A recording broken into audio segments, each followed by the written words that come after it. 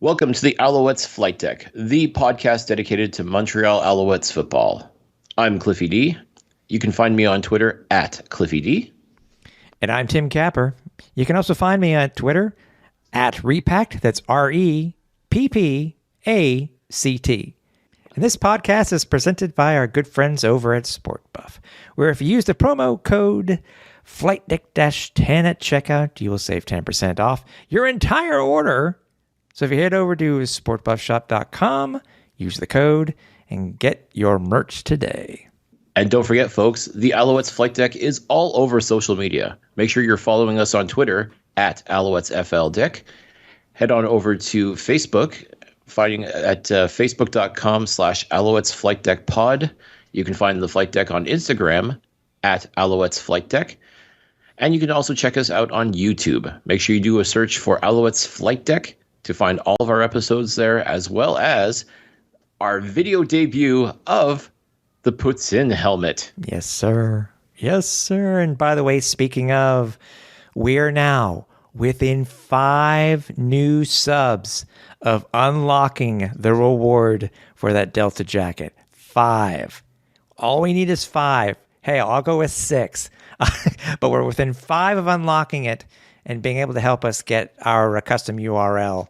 So if you haven't already, please make sure that you look us up on YouTube and hit the subscribe button and get us over to that hump. And then we will be able to announce finally who's going to be the winner of that brand new, with tags, Delta jacket. There you go. So, folks, make sure you're checking us out on the internet. Make sure you're checking us out everywhere you can. You know you can find the Flight Deck on any of the major podcast platforms, or just head on over to www.alouettesflightdeck.ca to get all of our archived episodes, get caught up on the podcast, and just go forward and enjoy the podcast. Yes, sir. And I also got a care package coming in soon, Cliff, of some of our new 22 line of merchandise. And if anybody else wants to rep the logo wherever you go, whether it be the minimalist ones or whether it be just having the logo straight on your chest, head over to teespring.com/stores/Owls Flight Deck for your Flight Deck merch. I would also like to mention that the Alouettes Flight Deck is not on Snapchat and will never entertain such stupidity. Wait a minute, what about TikTok? They're neither. It means we got more work to do if we are. Oh, I don't even want to think about it. I just, for what we have to go through to put a podcast out, I mean, we do enough work, folks. I mean, if you can't follow us on these social media norms, then I don't know what to say. I will admit, though, I think we could up our gram game a little bit. But you know what? It's something that we just gotta get. We just have to get right. So.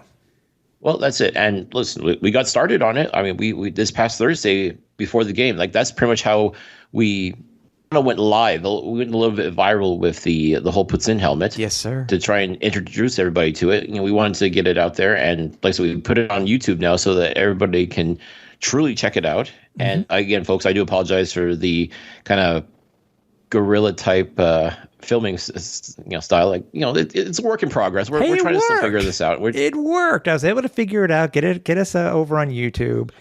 Again, it was the first look. It had been promoted by the team and stuff, but this was the first look, as far as we know, of the actual Poutine helmet. So, and that's what we have to talk. That's the first thing. Obviously, we have the game to talk about. We have a quote unquote controversy. I don't know. Depends on who you are and which channel you were watching. We'll talk about that.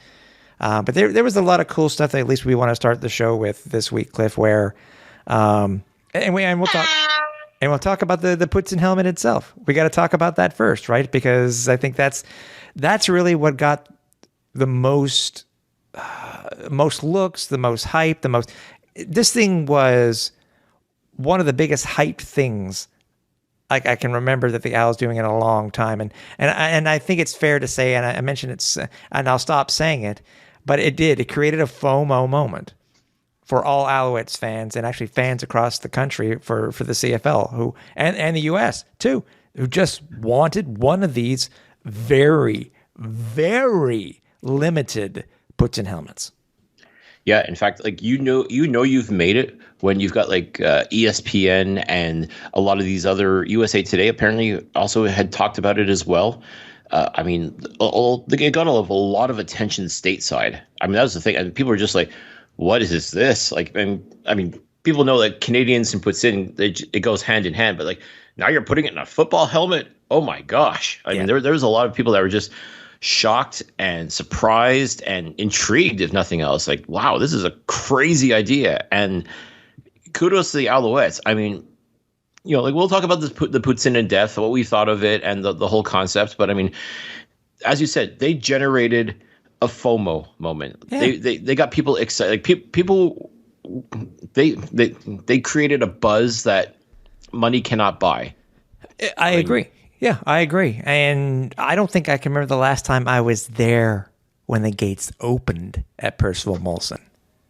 You were lucky enough to be able to get off when you did. We were, able to come get me still and get us down there in time, and the gates just opened. Yeah, we made a beeline pretty much right to go to the concession stands. It's something that I can honestly say I have never done at Percival Molson Stadium, is get there early enough strictly to go to the concession stands. You're so right, dude. You're so right. I mean, eating and drinking during the game is still something I don't do a whole lot of. Yeah. But yeah, like the Alouettes, again, props to their marketing, props to the team in general, creating that urgency. Like, because if you wanted one of these Poutine helmets, like they were not kidding when they said it was very short supply, like while supplies last. I mean, and it wasn't one of those things like, limited edition, only 1 billion ever made. I mean, like they only had a finite number of these things. And once they were gone, they were gone. And will they have them for the next game? I don't know. No, maybe not. Yeah, I mean, from what I'm understanding, and we're going to talk about this a little bit more because you and I were both lucky enough to attend the Saint Cassette this past week. That they had in Stadium Cliff less than 100 of these things. They were gone within the first hour. So before kickoff, they were sold out. Mm-hmm. Before kickoff. So what many don't know, and I don't remember if I put this on social media or not, or if I commented on, but this whole campaign, this whole offering was supposed to be available for week 1 of the Alouettes home schedule. But because of certain things when it comes to being able to acquire these things and that type of the stuff that's going on these days because of supply chain issues. Supply chain issue because of COVID, et cetera, and other things. So I don't think they had as many. They weren't able to get as many as they wanted to. So what I'm under the impression of, and this is just me speaking, I think these things are limited. So anybody who got one of these, including, I think from far as I know, only one lucky U.S. fan got one because they were here. These things, these things could easily be numbered to up to 100 if that was the case. Sometimes they'll number like trading cards and stuff like that. Certain numbers. These things could easily be numbered. Easily. They're that short in supply. And I've yet to see one, and I don't know if you've checked either, but I've yet to see one on eBay. I can only imagine what they would go for if they were on eBay. Yeah, because again, you're talking about the idea of limited edition. I mean, this is truly limited edition. Like, they were not kidding. Like, they've only created a finite number of these things. So, I mean, they really created the urgency. Like, if you absolutely had to have one of these, and I can see where some people would be like, yeah, it's not really my cup of tea, or they couldn't justify the $90 cost of it. Right. I get that. Right. But at the same time, like, if you want one of these and you want to be part of this so-called exclusive club, then you had to get your ass to the stadium and get one of these bad boys, because they're not selling them online. I don't believe I've seen one on eBay yet. I'm checking as we speak, and I don't see one. Yeah. So, I mean, but again, that just says that there is a market for this kind of thing. I mean, is it crazy? Like serving a Poutine in a helmet? Of course it is. But the collectible aspect of this, and the fact that no other CFL team as of now is doing anything even remotely close to this, it really does make this a sought after item. This is something that I think people, once you see it in the flesh and actually hold it in your hands and see it live, you're like, holy crap, I want one of these. I mean, yeah, and it's just incredible. I mean, like the Alouettes really outdid themselves with this, and I have to believe that the other 8 CFL teams were paying very close attention to see just what kind of reaction this was. Like, how well did it sell? What can you do with it? And to the point where maybe, just maybe, every other CFL team will want to do something similar. Again, maybe not put Poutine in the helmet, for example, but other snacks, as I said, the idea of maybe doing regionalized snacks, like whatever popular food stuff is in your particular CFL town. Yeah, maybe fill a helmet with that. I mean, it doesn't necessarily have to be Poutine. I mean, Poutine in Montreal. BC will be Nanaimo bars. Or weed. I mean, well, weed can be gotten everywhere across Canada, buddy. That's true too, but I'm trying to think what. Yeah, I guess the Nanaimo bars would have to be. I mean, I can't think of any other regionalized Vancouver cuisine. Oh, maybe salmon. I was going to say Pacific salmon. Yeah. Get the salmon helmet. That almost sounds like a naughty term. So sorry, children. Yeah. But yeah, I mean, this could be easily considered a first run for the Alouettes. Maybe something will. I mean, if you want, I think Cliff mentioned it too. You can head over to our YouTube page and you can see the full first look video that we did. But I mean, it's, again, props, like you said, props to everybody with the Alouettes organization, the marketing team, Marchini, etc. Great job, guys. You created something. And again, $90 or not, people need to remember it's very possible that the price itself was dictated by how limited and how many the Alouettes had. So maybe it might have been a little bit less if they had more, but that's just speculation on my part. Yeah. And again, the idea that you get to take this helmet home and you could reuse it. Like, I'm sure, people, if they have Grey Cup parties or Super Bowl parties or what have you, they're going to be filling these things with chips, with salsa, with dip. I mean, you're really limited by your imagination. Poutine again. Sure. You can head over to, Lord knows there's plenty of places to get Poutine in Montreal. Just buy your own and fill the helmet and eat out of it again. Why not? Maybe, because we talk about people making flights of beer. How about a flight of Poutine? I would love that. I would absolutely positively love that. And I wish some creative chef would come up with something of that nature. Like different sauces, maybe even different cheeses, like, different cheese curds. You could absolutely get creative with it, and toppings, of course. And that was the thing too, is with this Poutine, is one of the things that they tried to sell was it's not just Poutine. It's, you've got all these accoutrements that go with it. Right. Not to mention a little snack for afterwards when you're finished the Poutine in Bad Monkey popcorn. For sure. It was the caramel corn. And what's funny is that we were talking to Charles Rourke, one of the guys with the Alouettes media relations department, and he was asking us. He said, did you try the popcorn with the Poutine? And we're like, we never even thought about that, because he actually said it created a different experience by putting the sweetness with the Poutine. We didn't do it because we'd already eaten everything else, but still, it's that would be a neat idea. I don't know if it would garner as much FOMO as the Poutine helmets did, but still, to be able to create, if it's done properly, set up one of these tents. Maybe get Lacage to do it, or as I said, bring somebody in from one of the well-known poutineries, and to create a flight of Poutine. There you go. There's your next marketing idea for 2023, Alouettes. Yes, there you go. But I mean, overall, I'll give the whole thing a thumbs up.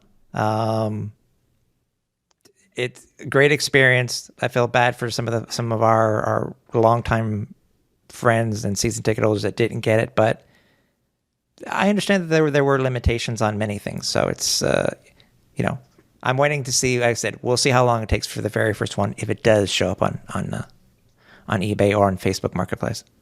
Right. So tell us, what did you think of the actual Poutine itself? I would probably give it a no. To be honest, I have never had a Poutine at Percival Molson.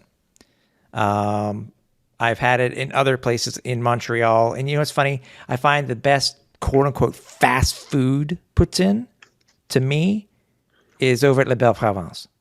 Mm-hmm. For me. I stay away from the McDonald's, stay away from the Burger King, stay away from them. In the day when they offered it over at Kentucky Fried Chicken, eons ago, over at when there was a KFC over at Place Ville Marie, that was a thing in itself. I'd probably give it a 7 out of 10. I know I mentioned to you that I felt that one of the things that took away, at least for me, took away from it after a while was because of the crispy onions that were there. It was good, but I think after a while, I felt it overwhelmed the poutine a little bit. Mm-hmm. One thing I really didn't notice was the pulled pork. Yeah, they were kind of skimpy on that. Yeah. I have to say. I mean, that was the one thing I was kind of disappointed about because I was kind of curious to see how it would be. I mean, I've had pulled pork on a poutine before. And again, if you get a good pulled pork, I mean, it's terrific. But in this particular instance, like, yeah, we got the crunchy bits of the onion, which I thought was fine. I mean, it's not something I would have gone out of my way for, but I mean, okay, it's something different, something worth trying. The sauce, the kind of, maples, or amaretto, sweetened sauce, I thought was, a nice touch of savory sweet to it. I mean, I think it played off pretty well, all things considered. Right. Like I said, I would have liked a little bit more of the pulled pork, but I mean, overall, I would have to agree with you. I think 7, considering what it was. I mean, I think the football helmet, like serving it in the helmet and like just kind of keeping it enclosed like that, it doesn't lend itself to like a long-term thing. I mean, it's almost like I would have been curious to try the poutine by itself, like as it was being served. Mm-hmm, mm-hmm. Like we're like pretty much right off the hop because we were pretty much digging into it and we were serving ourselves in little bowls of it to be able to share it properly. But exactly, I mean, it was good. It was not the best poutine I ever had, but I mean, for a stadium poutine, I will have to say it was very decent. I think 7 is a fair mark for the poutine itself. I mean, true poutine snobs are just going to look down on it, and that's fine. I mean, that you're not. This isn't a 5-star Michelin restaurant here. This is Percival Molson Stadium.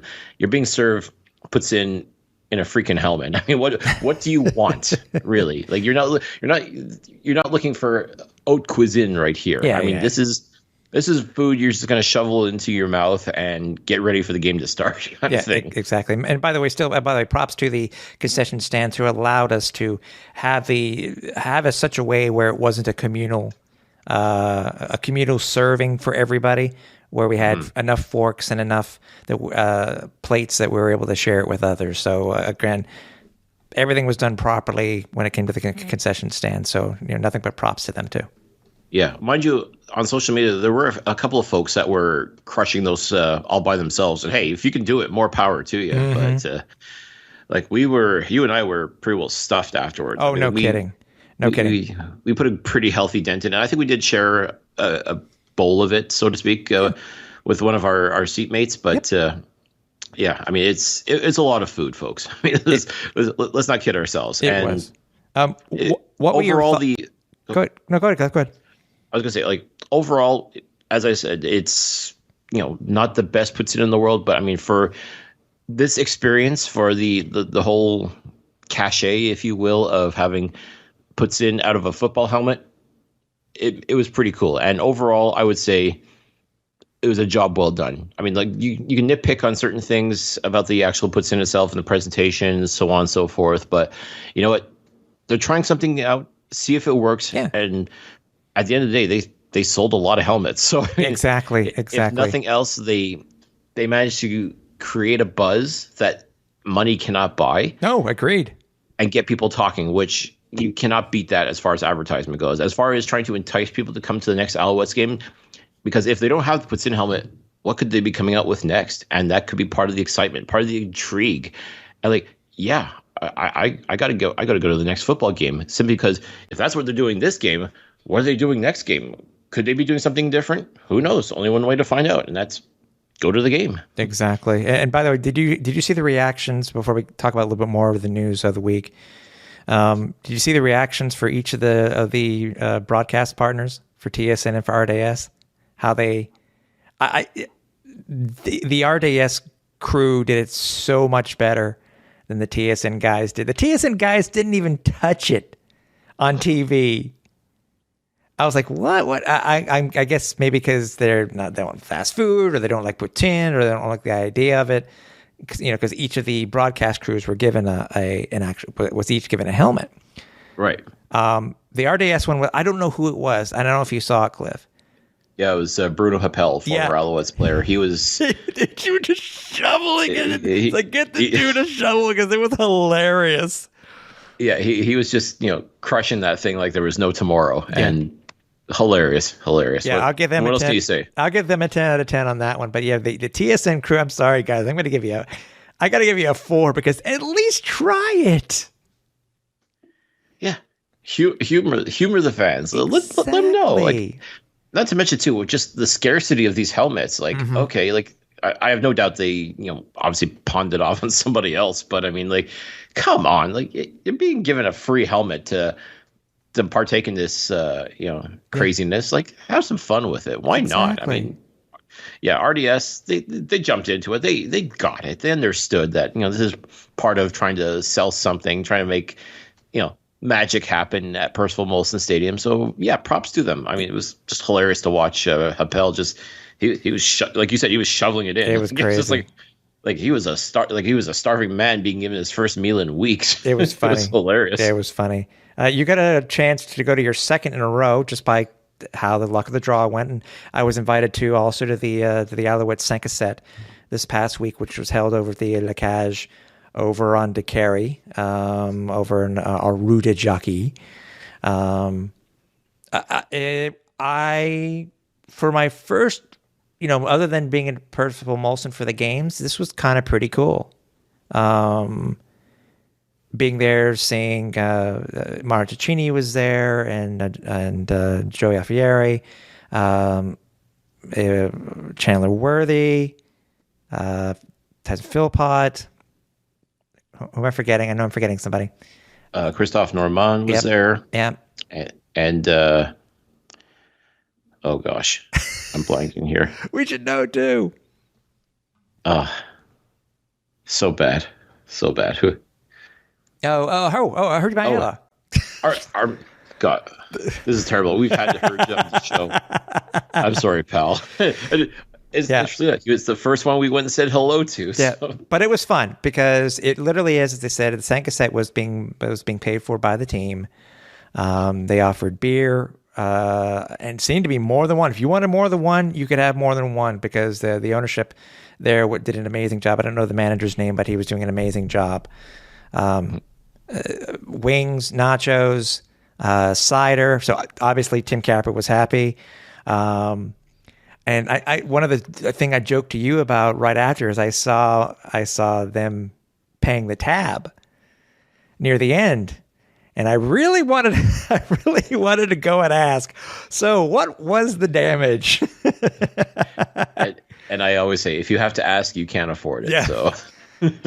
So yeah, I'm sure the Alouettes got their air mile points. So, or their cashback rewards or what have you. Something. Yeah, exactly.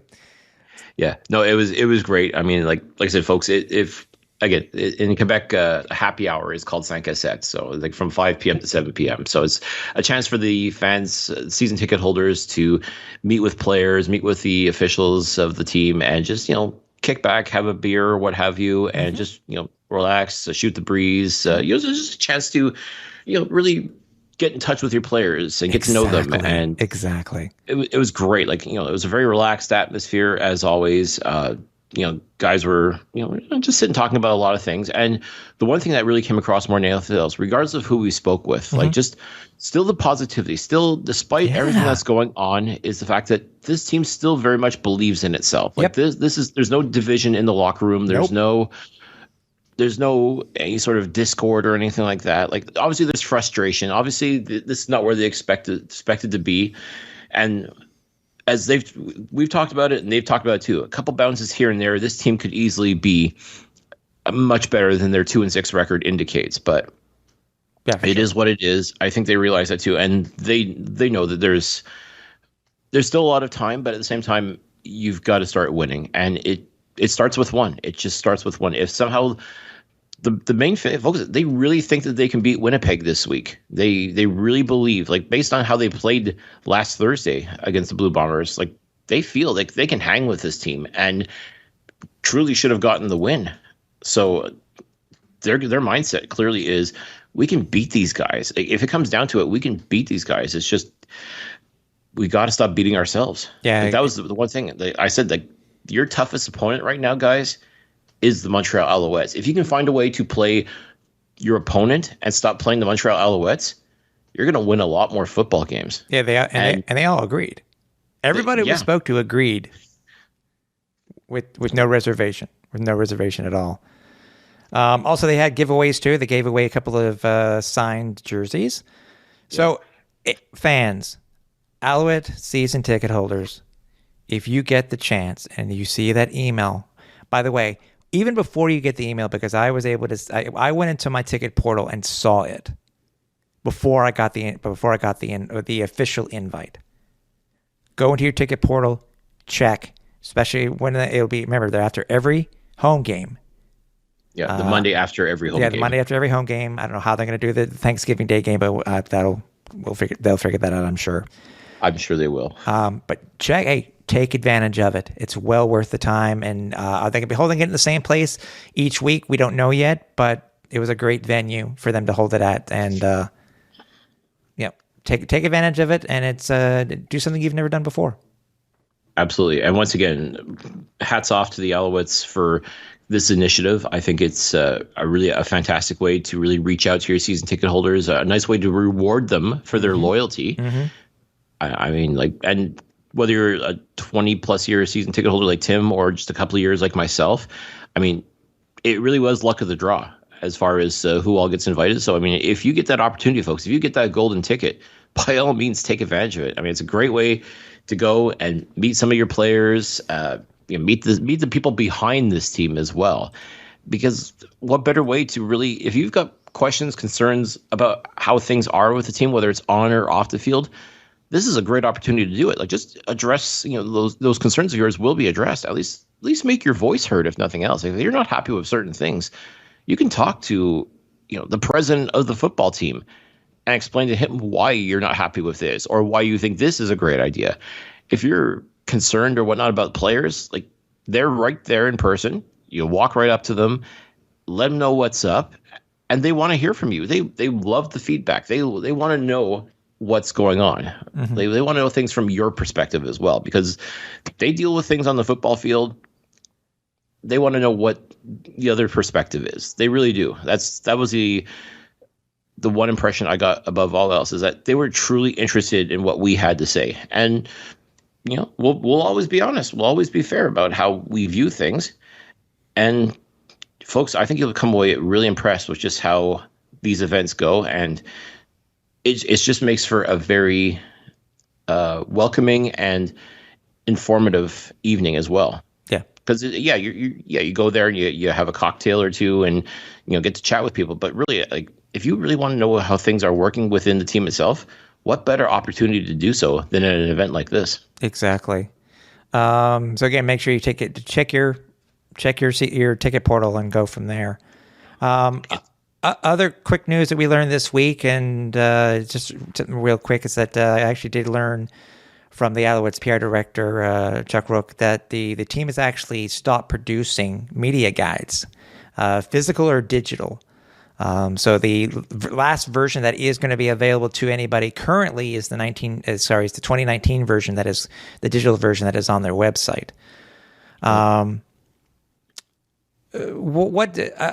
know you're not as big of a stats guy as I am, Cliff, but what are your thoughts on this? Because, what's funny is when we're speaking with Charles, he was talking about, how much time it took to do these things, which I get, but there are still some people who like to keep an updated version of the Alouettes, history rather than because currently it's not really available online. It really isn't. You really can't check all-time rosters. You can't check records and stuff like that because there's no real one place to go to.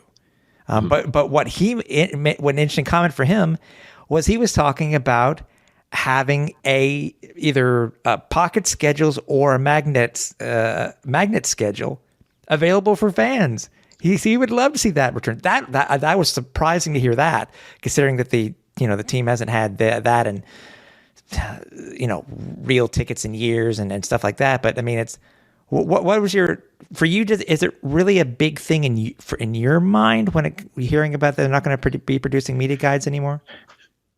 I mean, if they're going to make a concerted effort to make sure that all of that stuff that you would find in a media guide is available on the website, then I can appreciate and understand why they wouldn't want to go to all the trouble to do this one particular thing.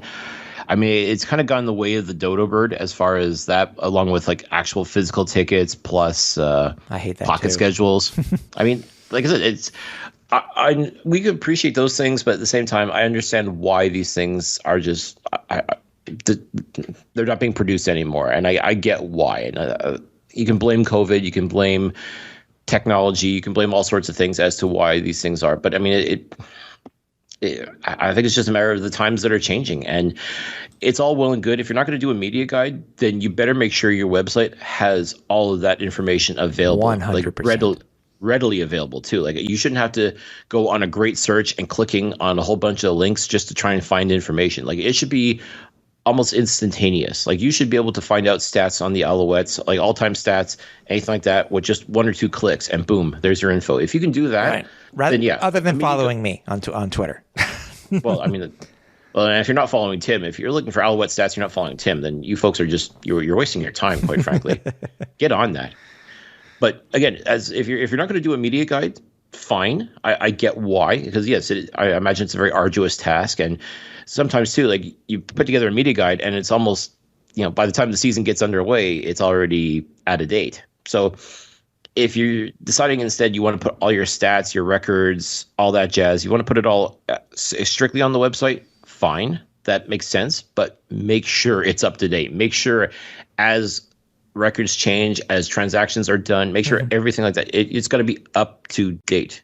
Yeah. 100%. If you do it that way, then fine. No need to do a media guide. But otherwise, yeah. Like I said, that would be your media guide. That would be the media guide. Like a concept. But the problem is, though, right now there isn't there.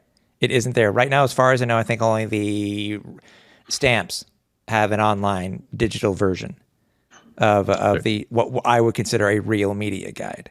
Not everybody should have to go through Steve Daniel, even though he is the stats guru of the CFL. In order to get, figure out these different stats and stuff like that, even though I've done the same thing because I'm limited also. Mm-hmm. I mean, honestly, if they can still do it in the NFL, I don't know if it's mandated by the league. I honestly think, because I've been through with many leagues before where a media guide is an essential part of a team and it is mandated by the league. If that is the case, because if you're not going to print them, you're not spending as much. You're not going to be spending as much money on them. You're still going to be, they're still going to be available. I honestly think the CFL should mandate them. If you're not going to have one central location and hub for all stats for all teams, you need to mandate it. The league needs to mandate it. Well, that's it. If it's just a simple matter of making sure the website's updated, then fine. Then that is your media guide right there. Because otherwise, it'd be kind of redundant to have a media guide and then have all those same stats, facts, and figures on the website as well. So I get that, but you got to be committed to it. Like people shouldn't have to go on this great scavenger hunt just to get stats. Mm-hmm. I agree. It should be readily available, whether it's by the league or by all 9 teams, whomever. It doesn't matter. At the end of the day, it's got to be someone who is on top of that, making sure that you can find out just about any kind of stat that you need almost instantly. Yeah, and searchable database. That's the thing. So it's anyways. It is what it is. I honestly think that it's a part of being a pro franchise. Could you see what it would be like if the CFL stopped producing their league media guide? Come on. They may not be printed much anymore, but still. Anyways. Well, that's it. So either do it online and do it properly, or, that's it. That's the answer right there. Yep. So from what Cliff and I have talked about, did you get it put in? Did you like it? What do you think of the idea? Do you think that the team should start making media guides again? Let us know. You can reach out to us over on social media, or you can email us. You can email me at tim.capper@alouettesflightdeck.ca, or you can email Cliff at clifford.pine@alouettesflightdeck.ca. So just let us know. All right. Get it out of the way. Back-to-backs are weird because obviously you're playing the same team twice, and it's only so much that you can say the first time that you said the second, that you're going to say the second time, right, Cliff? So it's so the Alouettes go into this game, obviously. Very surprisingly, I think it was only a 5-point underdog, considering how good that this Blue Bombers team has been for the year. For 3 quarters, this Alouettes team hung with them toe to toe in front of the largest crowd at Percival Molson since the pandemic. So, they lose 35-20, and you have disagreed with me on this, but I honestly think that the score does not indicate the type of game that it was. It's not indicative at all. I know you disagreed, but 35-20, that was the final score. 21-6 in the fourth quarter. That was the difference right there. And it all started, unfortunately, with a field goal off the upright by David Cote in the fourth quarter, which would have, I think, put the Alouettes up by 3. Yep, because they were, believe it or not, tied with the back-to-back Grey Cup champions. I mean, if you could, nobody would have envisioned that the Alouettes, considering how they've been playing as of late versus the Winnipeg Blue Bombers, being 8-0 going into this game, and how they've been playing, no one in the world would have given odds of the Alouettes being able to hang with the Blue Bombers. Yeah. But sure enough, this game was tied 14-14 going into the fourth quarter. Yeah. Yeah. And yes, the Alouettes could have actually taken the lead had Cote made that field goal attempt. And unfortunately, he had the leg. Unfortunately, I don't know if there was wind, but I was wondering too, man. It's. But he doinked it. He doinked it. He did. There were, for the first 3 quarters, there were some positives, but to be honest with you, there were a lot of negatives. Especially when you basically dominated Zach Caleros for 3 quarters. Sacks, interceptions, fumble returns. And you get 3 points. Was it out of 5 turnovers or 4 turnovers? Either way, 4. That's still disgusting where you only get 3 points out of 4 turnovers. Yeah. And I mean, so Zach Caleros is human. We've determined that now. He's not Superman. Although I will say he definitely has crossed over into that elite status as far as quarterbacks go in the Canadian Football League. Mm-hmm. But his play was not that elite. No. This past Thursday. He looked human. I mean, he made mistakes. Montreal got to him. Made him make mistakes, which pretty much is what you would have had to do. But also, too, by that same token, you got to profit off of those turnovers. And 3 points, my friends, is not profiting at all. No, it's a joke. It's a joke. I mean, there's no way to say it. I mean, they lost. They are what they are. And in the week East this year, they fall to 0-8 in these whiteout games at home. It's like, again, some positives, a lot, in my opinion, a lot of negatives. They were done so well when it came to the red zone as of late, but they've just been absolutely atrocious recently when it comes to scoring points in the red zone. Yeah. Once again, you're coming away with field goals. You're holding on to the ball too long. You're just not doing the things that you need to do. Like wasted opportunity after wasted opportunity after wasted opportunity. Yeah. No, it's true. and it's unfortunate. It's true. Because yes, there are some positives to this game, folks. There was a lot of things we saw that we liked. I mean, let's just take a look at things defensively. Well, I was about to say 14-all after 3. The Owls, I'm sorry, I don't care what anybody says. The Owls were winning in every single way, shape, or form except for on the scoreboard after 3 quarters. Agreed. They looked better than the Blue Bombers did. And to the point where I was wondering, did they actually say what we joked about maybe going out and enjoying the nightlife the night before? Maybe that's why they seem so kind of disorganized and even a little bit listless. I mean, they were playing decent football for the most part. I mean, they were able to drive down the field, but I mean, Montreal was hanging with them. They really, truly were. That's probably what was so confounding more than anything else, was the fact that, okay, like, this is the big bad Blue Bombers, who, props to them. They've been getting it done all year, regardless of how they've won. They've won every single game that they played in 2022. That's right.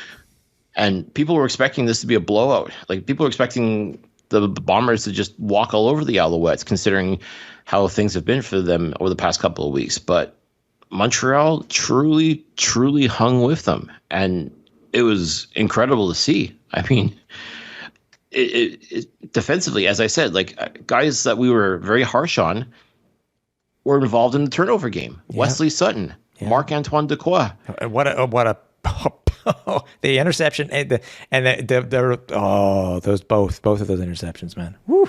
Oh yeah, and Najee Murray is my goodness, this guy. And I had to laugh because Najee Murray comes from the same city as Zach Collaros. That's true. Yeah. So these two know each other pretty well, and you have to believe, like, okay, like Najee really wanted to show up and show out. Like, he's been doing a solid job for the Alouettes this year, but you got to believe that, okay, going up against another guy from your hometown, you know, you're gonna want to show out a little bit, and he did that. I mean, he had a couple of nice tackles. He had that incredible pick off of Collaros.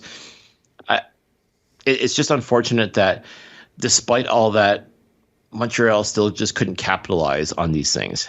Yeah. I mean, the Dequoy interception was literally out of nowhere, in the sense that Collaros heaved a bomb towards Nick Dembski, who caught the ball and then proceeded to turn it right. It was like almost practically it felt like he was handing it off to Dequoy.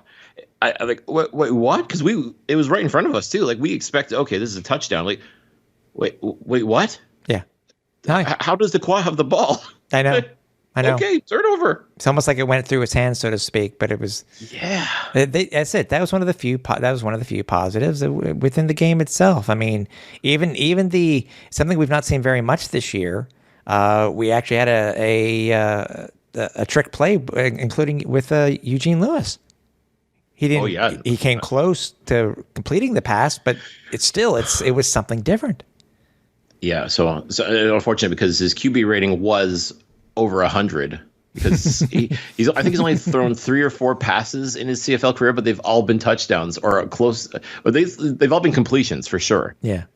And I think 3 out of his 4 were touchdowns. So I mean, like, dude's got an arm. Like, yeah. Of all the quarterbacking woes that the Alouettes have, like, we know Gino can catch the ball, but he can throw it too. Like, maybe think about finding a way to do this a little bit more often, because dude's got an arm. May as well take advantage of it. Yeah, exactly. Let's get to some of the highlights or lowlights here. Trevor Harris was in 16 to 26 for 127 yards, 2 picks in the fourth quarter, and 1 touchdown. Dominic Davis came in, did admirably, I guess we could say, against possibly the twos or the threes. I don't know, but he was 4 of 5 for 76 yards and a touchdown. Garbage time stats still count, folks. Yep. Jeshurun Antwi, considering how close they were in the third quarter, going into the fourth quarter, I'm still very surprised. It was still a grand total of 15 rushes by the 2 guys. Okay, I'm going to give a little bit more of that. Yeah, 15 rushes for a grand total of 68 yards. Jeshurun got most of the things at 10 rushes for 45. I still thought there would be more rushes, to be honest with you, considering how close it was. But it just again only 26 pass attempts. But that, mind you, Caleros did the same thing, dude. Caleros was 15 to 26 for 210. He had 3 picks and 2 TDs, almost identical stats for both these two quarterbacks. It's hard to believe, and you would never, you would assume, basically looking on that, like, okay, well, one guy's clearly better than the other. I'm like, in that instance, I could honestly say, like, neither quarterback really was outstanding. No, not at all. But it really did come down to taking advantage of the opportunities when they're given to you, and that's really what it came down to more than anything else, was just being able to capitalize on your opponent's mistakes, which Winnipeg did a much, much better job. And also, too, whenever they faced any sort of adversity, whenever they gave up a score, it was almost like immediately they shifted into another gear and were just able to march down the field. Like, even being pinned at, like at the 5-yard line, or even on the 2-yard line at one point, they were able to march all the way down the field. Yeah. No problem. And it wasn't a matter of the Alouettes, giving up a stupid penalty in order to move the chains. It was really, truly Zach Caleros just connecting with the receivers, or giving the ball to Brady Oliveira, who is just so fun to watch. Like, my God. I agree. This running back is just on another level. And it's so funny. Like, when we were talking with Derek Taylor last week about him being the breakout star, I mean, like, he comes as advertised 100%. Like, this guy, he had fun, I think, playing against the Alouettes. I think he was able to showcase what he can do and prove that he is, without question, the future when it comes to the running game in Winnipeg. Yeah, and it's just very frustrating too. Trevor Harris had his second worst game in Alouettes history, only to the Week 13 game last year where he had 123 yards. Again, he is a consistent quarterback, as we're seeing. It's not he's close. Not very many incomplete passes, but the problem is, and we've seen this over the past couple of games, and now hearing that he has a potential back injury, even though he's going to be playing through it, is that he's not a mobile quarterback.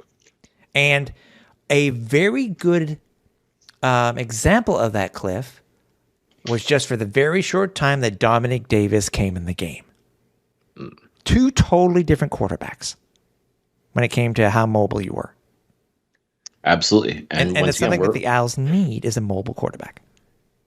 Without question. And it's not Trevor Harris, I'm sorry to say. And yes, once again, this is if you want to call it criticism I've had of Trevor Harris, is he holds onto the ball way too long and does just enough to pad his stats to convince you that he is an elite quarterback. But the stat that counts the most, ladies and gentlemen, is wins and losses. Mm-hmm. And unfortunately, Trevor does have more losses than he does wins, not as a member of the Alouettes. Yeah. And you can defend it as much as you want. You can try to justify his play as much as possible, but some of these things are just unforgivable. Like, so many, there's a lot of times where Winnipeg was able to just stuff him, like absolutely stuff him, try to flush him out of the pocket.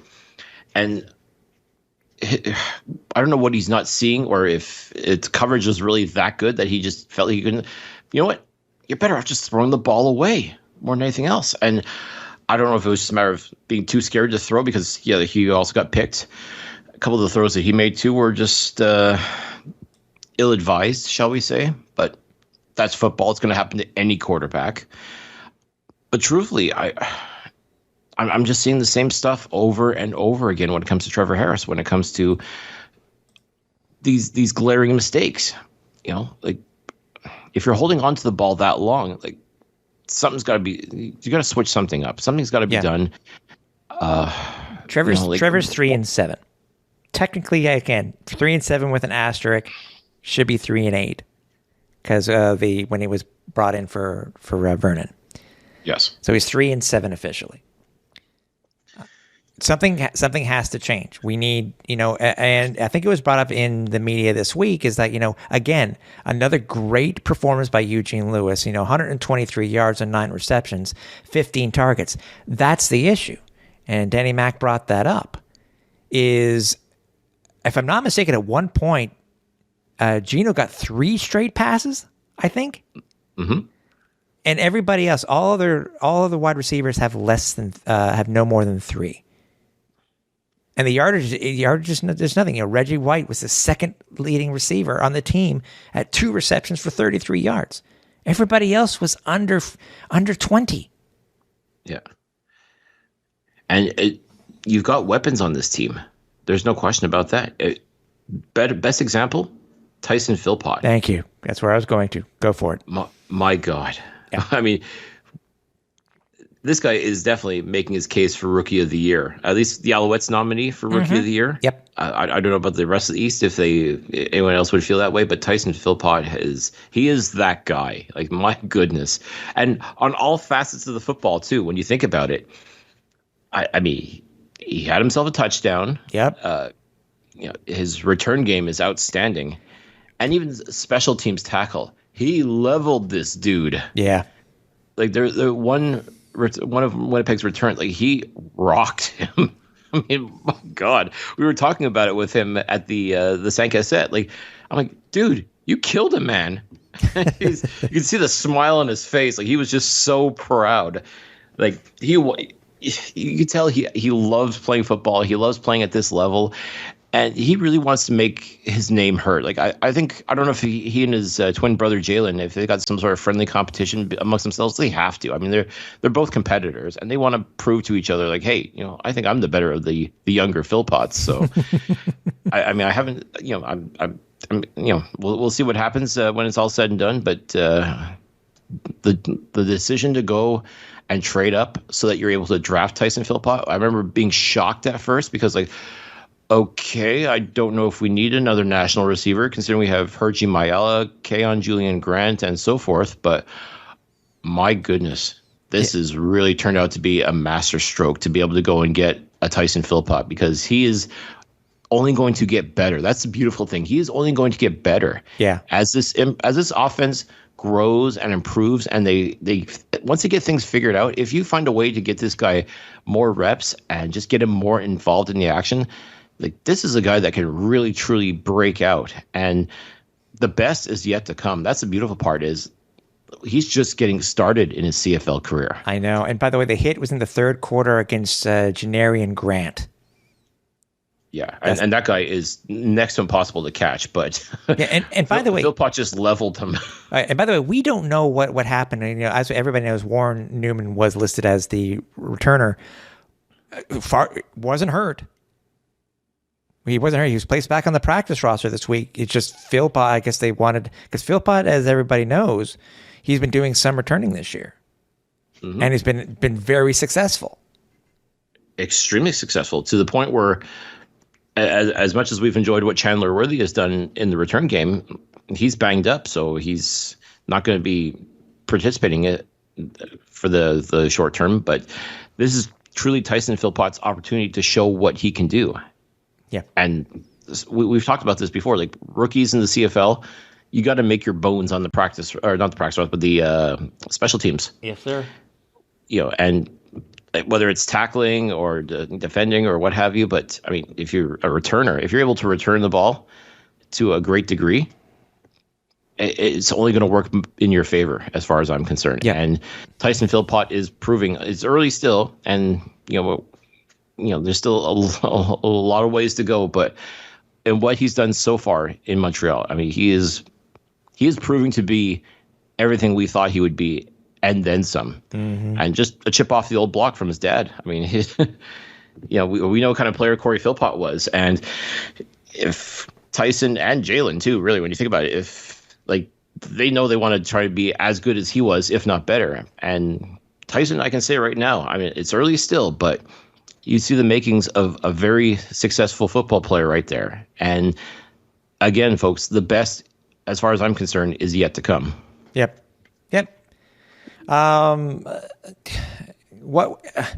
Any positives that we can take away from this before we talk about the controversy during the broadcast, and before we get to the short preview of the game coming up? Because, I mean, we're talking about we're playing the Bombers again this week, so Alouettes are trying to avoid a back-to-back sweep since Calgary versus Calgary in 2013.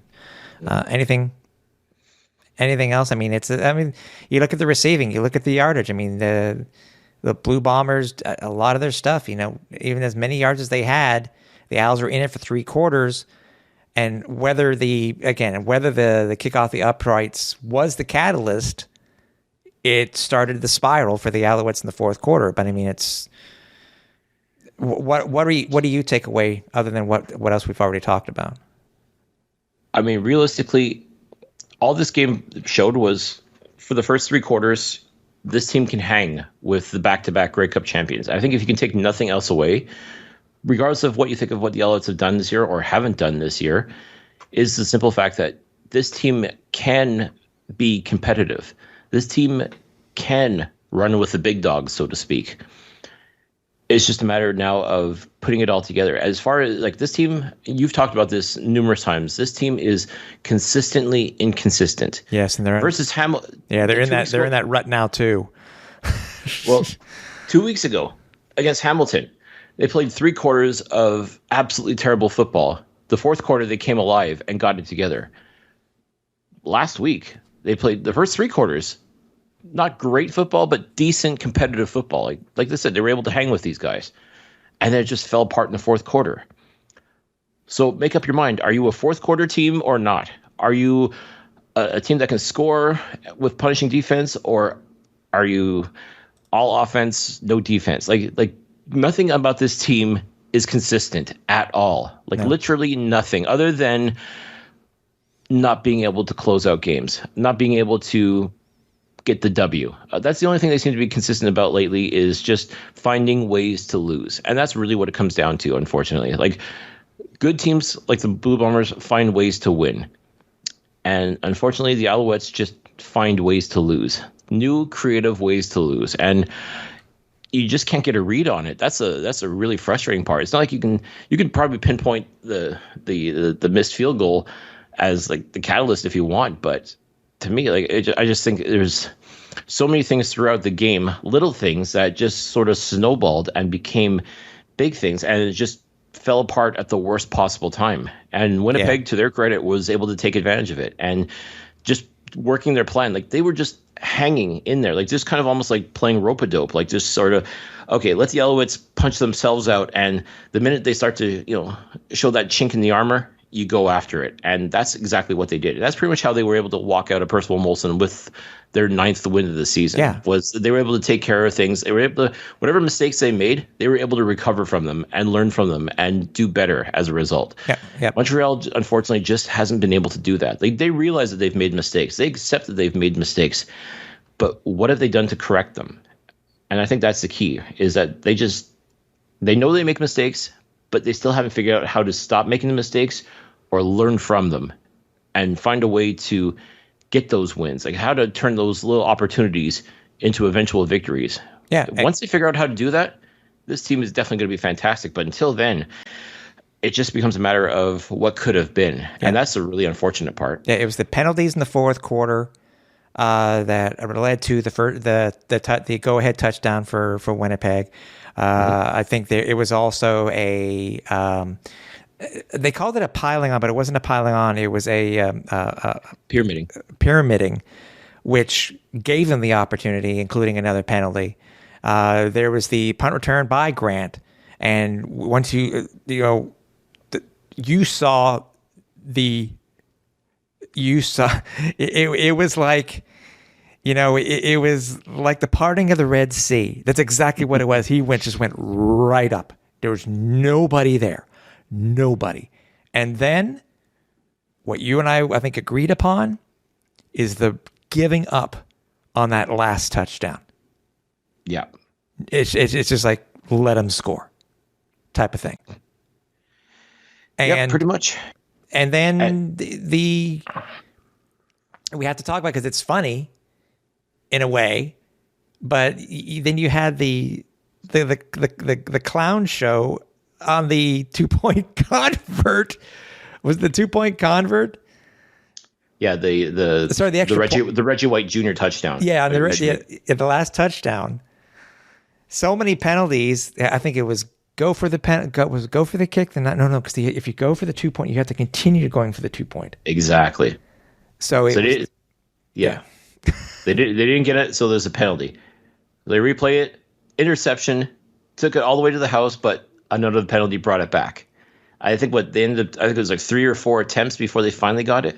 Yeah. Or no, they didn't get it actually. No, you are correct, sir. You are correct. Yeah, I think after 4 attempts, like I said, or when they would get it, it would be penalty. It would be snuffed out. Or it was just a comedy of errors, folks. Here it is. I mean, it was. I'll read it to you. And this is at 43 seconds. On the defense, offside, accepted. Then it was procedure on Montreal. And then it was roughing the passer on that pick that would score them 2. And then, I think, and then following it, Montreal got an illegal kickoff. So, penalties were decent. It's still an issue. We had less than 10, thank God. But anyways, we just have to move on. The only thing, again, was this quote unquote controversy. Come on, Cliff, do it. You got to do it because we got to start. Thank you. Again. Okay, again. All of a sudden, after supposedly many years of these fans, and we know who these fans are. We have not met them, but we've sat near them, where they are continuously playing their horns. They're being fans and playing their air horn.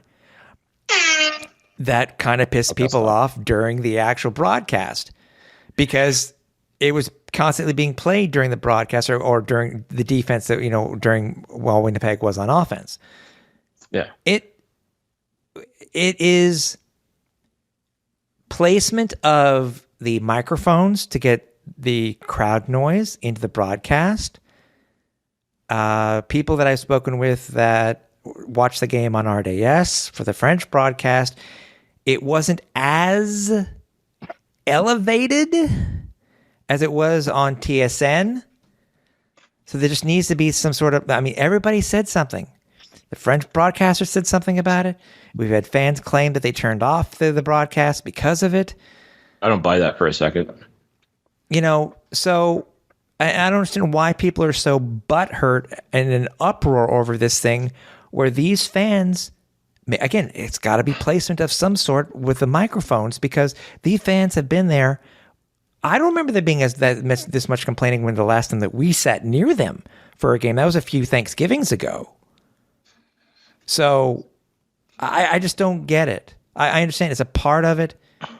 I don't see, the only thing the good thing that came out of it was the epic trolls by the Alouettes social media team. Mm-hmm. And I want to expand upon this too. The fact that when it comes to Montreal football, folks, I have to say, like, Montreal fans, when they're excited, when they're loud, they're boisterous. It's great. It makes for a great atmosphere. Like this past Thursday, as you said, Tim, this was their biggest crowd in a long time, at least in the post-COVID era, if you want to call it that, for lack of a better term. Yeah, it is, yeah. So the fact that fans are there, they're wanting to make noise, and they're starting to realize, like, I'm finding we're getting more people that are into the football experience. And what I'm talking about is, in the past, we've gotten a lot of fans that it was obvious that they were given free tickets by their boss, or they won tickets through a contest or what have you, and that was their way into the game. And they had no idea how to act during a football game or what to do. And that's where you get things like, doing the wave on offense and people walking by you during the play going on. Like a lot of the things that really irk me about what I've come to call tourist fans. Like fans that are just there, they didn't realize there's a football game going on and they just go about their business and, just have no clue whatsoever as to how you're supposed to be during a football game. And I understand, like, sometimes it really is, if it really is your first time and you don't know, that's one thing. But I mean, if you're coming and like, these are things that the team has to do to try to educate fans a little bit better. But the one thing that they're getting a lot better at now is the right times to make noise. I mean, making noise on defense is key. There's no question about it. Any football team will tell you the exact same thing. You got to make noise on defense to try and disrupt the quarterback. Yeah.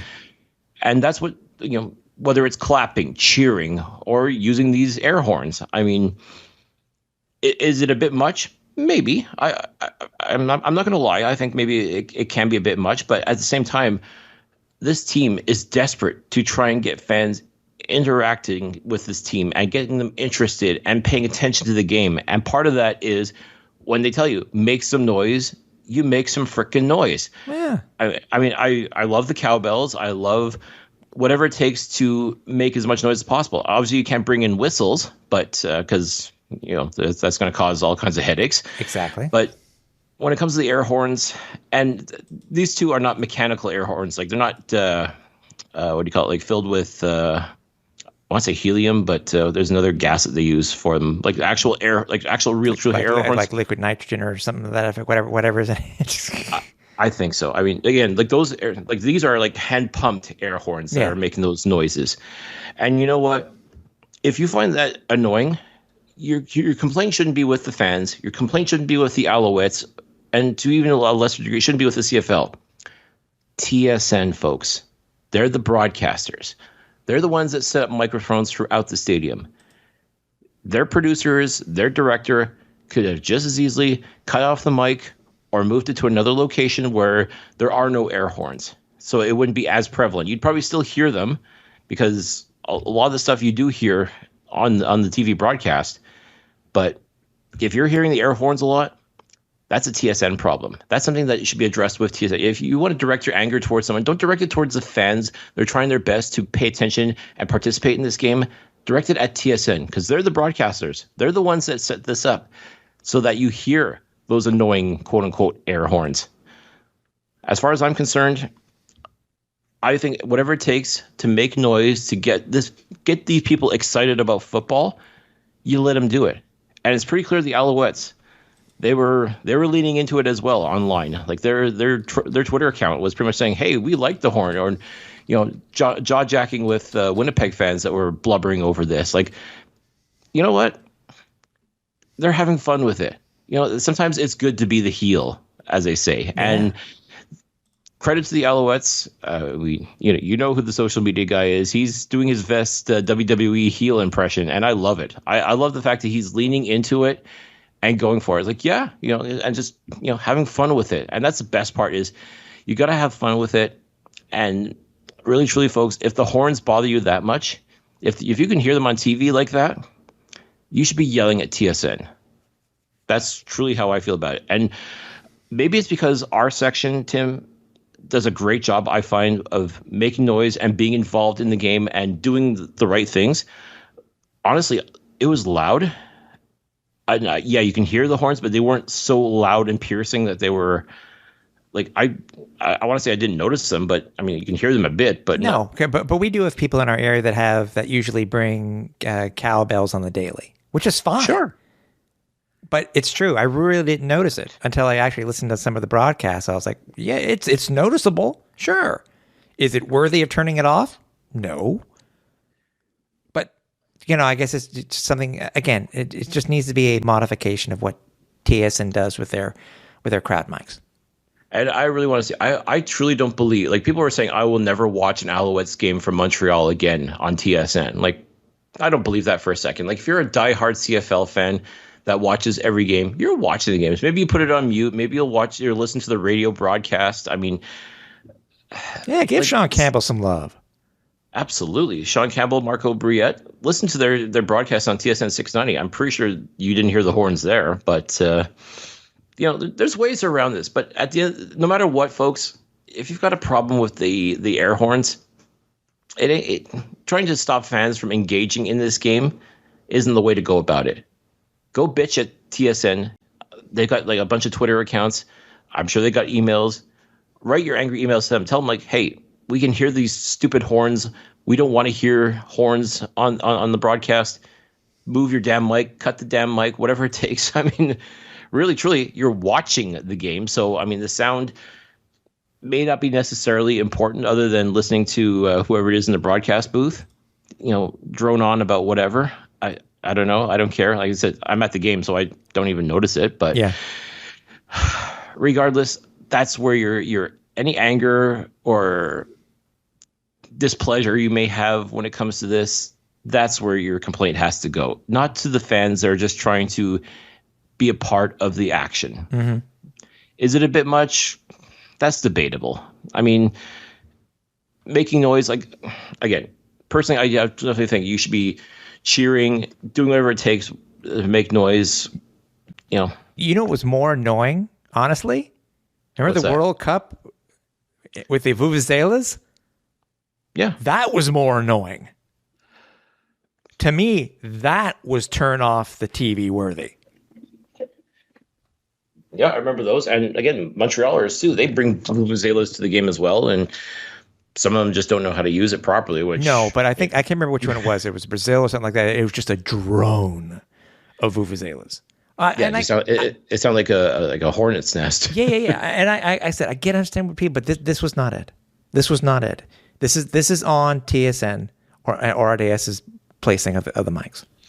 It's basically it's a broadcast thing, and realistically, like, I don't know if the TSN directors or editors or producers or whoever it is that's doing the actual game production themselves, if they're on Twitter, you can bitch to them about it, but that's where it's got to go. Wherever anger you have towards that has to go to that, not to the fans, not to the team, not to anything like that. And again, if you really think you're going to punish the Alouettes or the CFL by not watching games, I'm sorry, I don't believe you. Yeah. I just don't. I think ratings have proven that people want to watch football regardless. I mean, even if you watch it on the mute button, is that really so bad? I mean, if it really does bother you that much, and TSN, for whatever reason, and I agree, if enough people are complaining about it, then TSN should take it upon themselves to mute the microphones, like find out where they are that's causing that, and then just either mute it or cut it off entirely. I mean, I'm pretty sure they have more than just one microphone, folks. I'm pretty sure there's a whole bunch of them. Just like they have a whole bunch of cameras throughout the stadium, I'm pretty sure they have a whole bunch of microphones that they can focus elsewhere, away from the noise that's, hurting your feelings so much. Yeah, no, I know. By the way, just a reminder, even though we do have a game coming up tomorrow at Winnipeg, I want to remind everybody that we will also be launching the next round of the SportBuff Flight Crew Seats giveaway.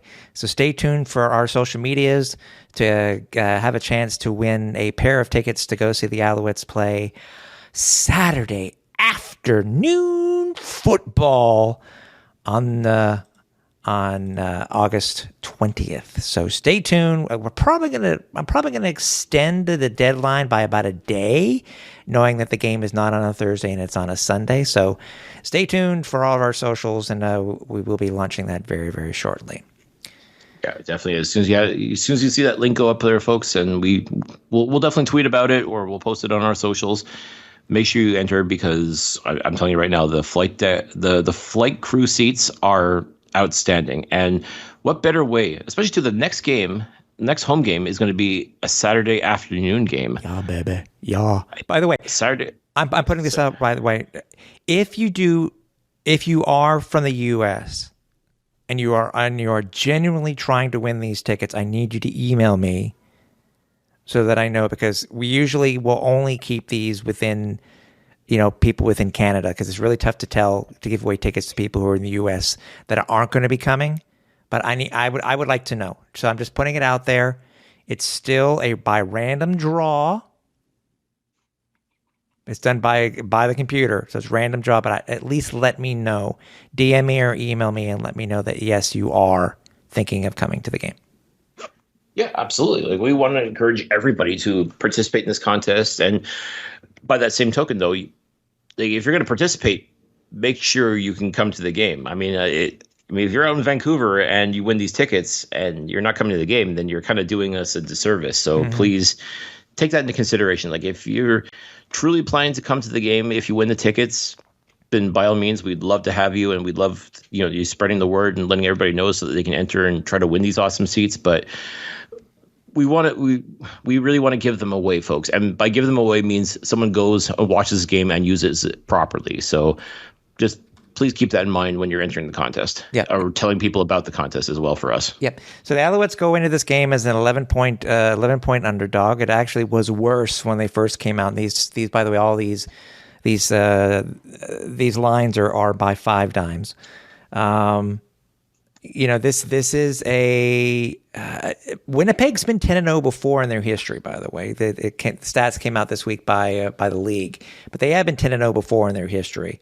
This will also be, I think, the game where they're going to be wearing their for the W, their first wearing of the for the W version of their uniforms, which are very similar to the old signature jerseys. They're very blue. Yeah, they are very blue. So, yes, I was going to say maybe the Alouettes could wear their blue pants, but I don't see that happening. So it will be technically another all-white game, but it won't be at home.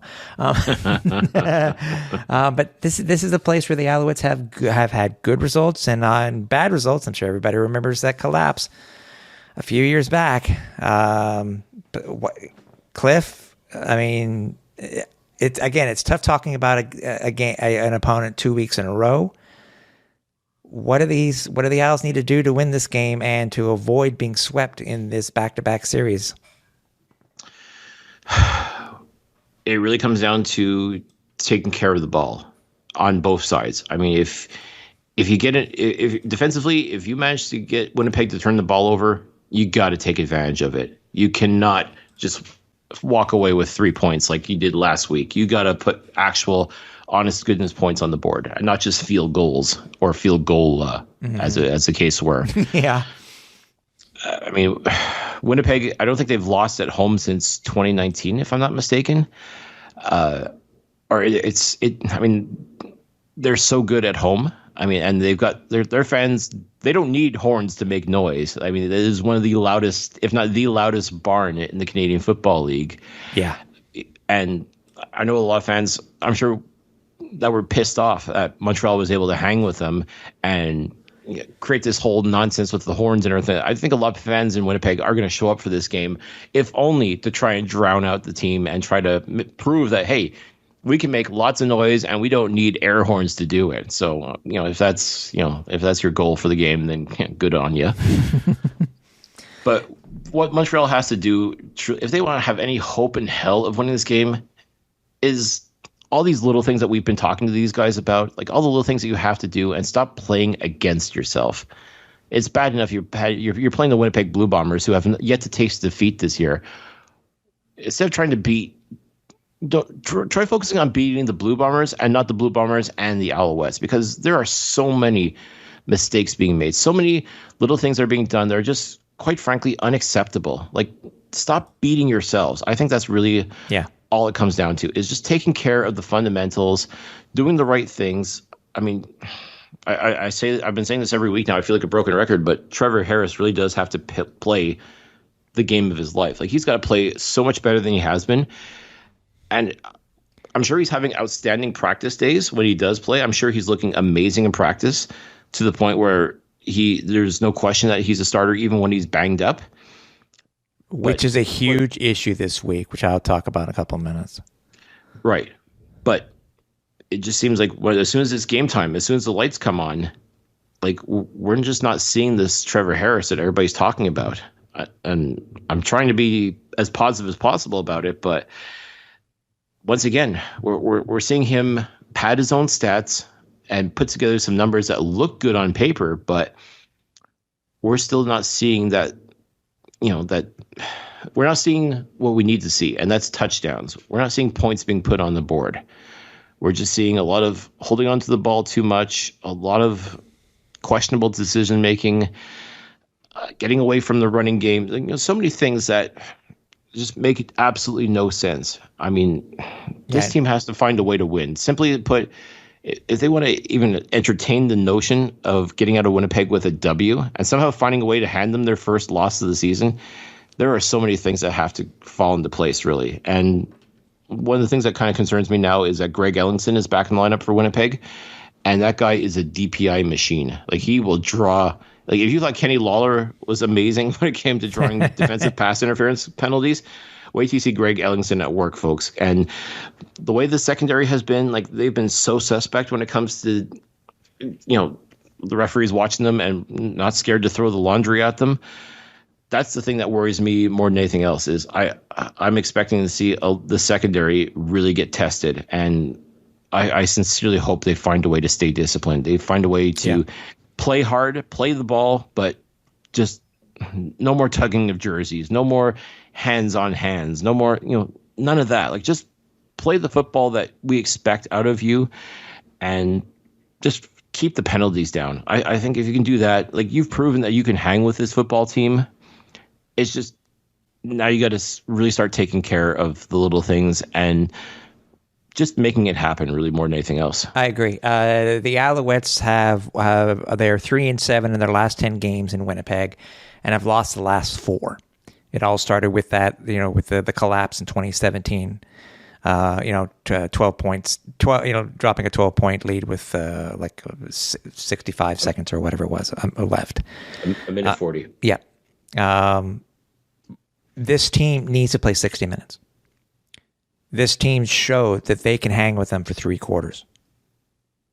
You got to play 60 minutes. All things aside, they were still in the game.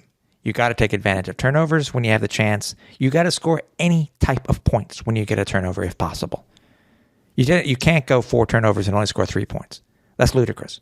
You can't intercept Zach Collaros 3 times and still get the win.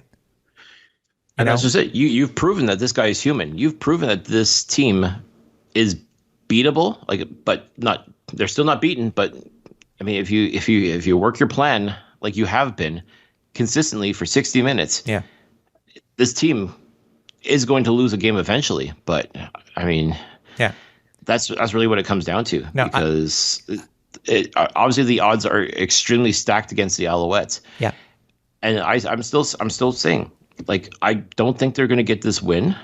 I would love nothing more to be proven wrong. My bet is still outstanding. Yes.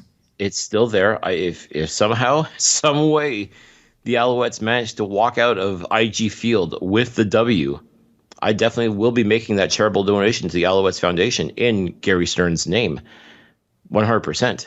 Yep. But like we talked about, there's so much that has to fall into place. There's so many things that have to be done. There's a lot of work that needs to be done if Montreal wants to walk out of this with the victory. Right. And as I mentioned, the only thing that really is scaring me right now is that Trevor Harris, it's a well-known fact that Trevor Harris, it's already been admitted that last week he was feeling some effects of that hit that supposedly wasn't a big deal, by the way, where he was pulled at the last play of the Hamilton game. Mm-hmm. Still feeling the effects of it, and is having a back problem. So he was very limited in practice this week, and they were able to control how much he practiced. That scares me because it's very possible. It could either just take one hit that hurts Trevor enough where he's out for the game. And my question is, how many reps did Dominic Davis or Davis Alexander get this week with the ones? That's what I want to know about. Because they're making such a big deal out of it. Danny Mac already said that there was no question that Trevor was going to start. Why not change things up for a week? Because we've seen what's happened with some of the quarterbacks in the league this year. Mm. I mean, that's the one thing that scares me this week. If Trevor goes down, we don't want to see our starting quarterback go down. But if Trevor goes down, how many reps did Dominic Davis get? No, and there's no question. Like, Trevor Harris is Danny Mac's ride or die. But when it comes to the die part, I mean, if something does happen, and if it's to the point where Trevor is missing a day of practice, call it a therapy day or whatever you want to call it. At the end of the day, you're still missing practice, which is going to lead to concern, some raised eyebrows. Yeah. And at that point, if that's the case, then truly, how many reps are you going to give your other quarterbacks? Because if something happens, they've got to be ready to go. You cannot throw them in cold and expect a miracle to happen. I mean, Dominic Davis has experience in this league. He's been a starter in this league. Davis Alexander has not. He had a fantastic preseason and training camp, but that would still be a very big ask of either of those guys to go in if they're not prepared. And I sincerely hope, like you, Tim, that they've given these guys some decent reps just in case, for whatever reason. Like, to me, honestly, it would have to take like a severed limb for Trevor Harris not to be playing in this game. Right. But at the same time, though, you raise a very good point about, like, if something happens, like, this Winnipeg defense, they're going to be out for blood. They know that he's wounded,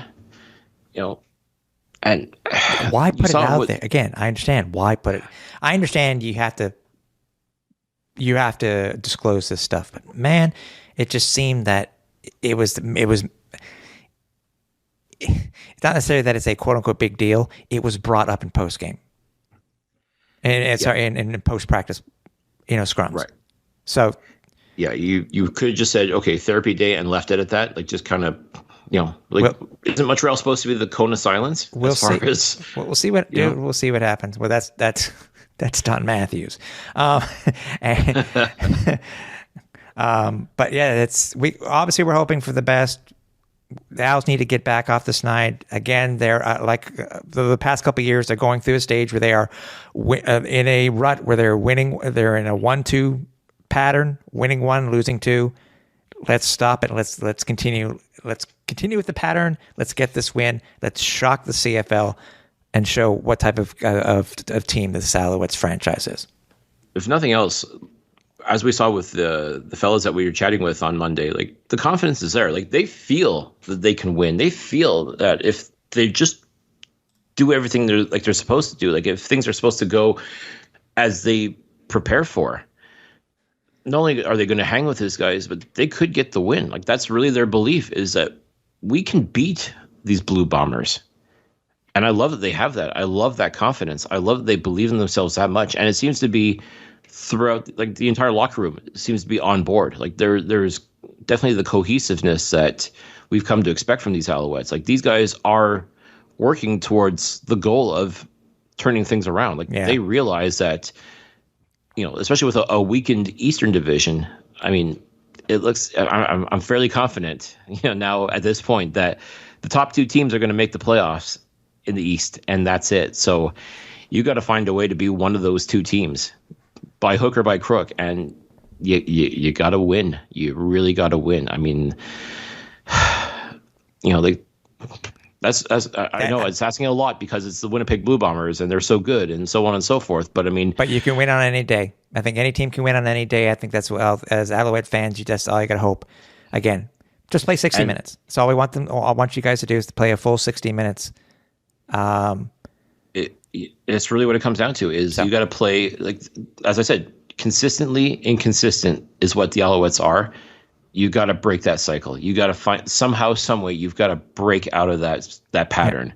And if you could do it against Winnipeg and hand them their first loss of 2022, yeah, you will shock the world. And what that could, like, the repercussions of that, like the ripple effect that could have on the team itself, could be astronomical. Exactly. And we'll see. I mean, game them tomorrow night.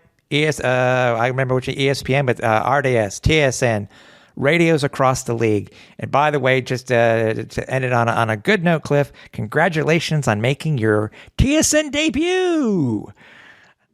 We both did. Well, that's my second time, buddy. Well, snobby, I'm already in the club. You chump. Yeah. Anyways. Cliffy, I'll speak to you soon, and fans will be talking to you very shortly, obviously, to talk about what happened this week versus the Bombers and to get ready for Saturday afternoon football. So for everybody here at the Alouettes Flight Deck, for Cliffy D, I'm Tim Capper. We're on Final Approach.